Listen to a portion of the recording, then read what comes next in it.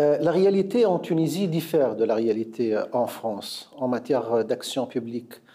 L'action publique occupe une place prépondérante dans la vie des citoyens, dans le sens où l'État rend la part la plus importante des services en faveur des citoyens, en faveur des entreprises. Et ça depuis l'ère des temps, depuis l'histoire de la Tunisie, depuis Carthage. Le sujet de l'action publique est un sujet de discussion permanente entre politiciens administration, entre administration, société civile. Et là, je pense qu'il y a plusieurs chantiers. Ils sont ouverts pour assurer une action publique efficace. D'une part, il y a la question de un petit peu donner à l'agent public sa place prépondérante parce qu'il est l'acteur principal de l'action publique. Il y a un code de déontologie a été approuvé. Il constitue un ensemble de valeurs, de critères, de principes pour garantir le respect de la législation, pour garantir la transparence, la redevabilité, l'impartialité de la part de l'agent public. Mais également, il y a le chantier de la réorganisation de l'administration dans le sens où on souhaite rapprocher les centres de décision au niveau local. Donc, on est en train d'installer la décentralisation en Tunisie. Ce principe a été consacré par la Constitution. Il y a tout un chapitre qui a mis les fondements du pouvoir local.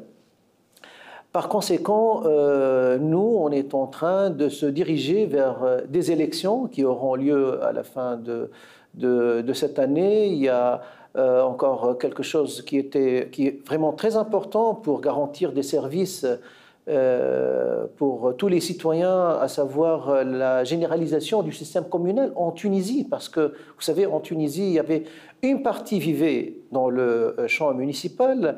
Il y a un tiers de la population vivait hors champ municipal. Donc, la Constitution a consacré la généralisation du système communal et on a créé 86 nouvelles communes et on a élargi déjà les communes existantes. Donc, tout ça, je pense, il va garantir l'amélioration de la qualité du service public aux citoyens là où ils se trouvent.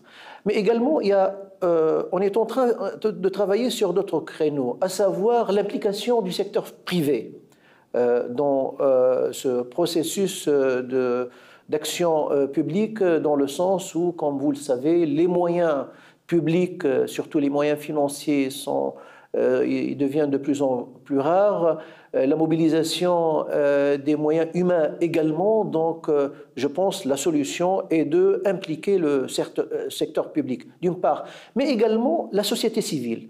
On est en train de travailler sur des démarches administratives dans le sens où on est en train d'impliquer la société civile dans le processus de décision, mais également de lui conférer certaines tâches à rendre aux citoyens, bien sûr, tout ça sous le contrôle de l'État.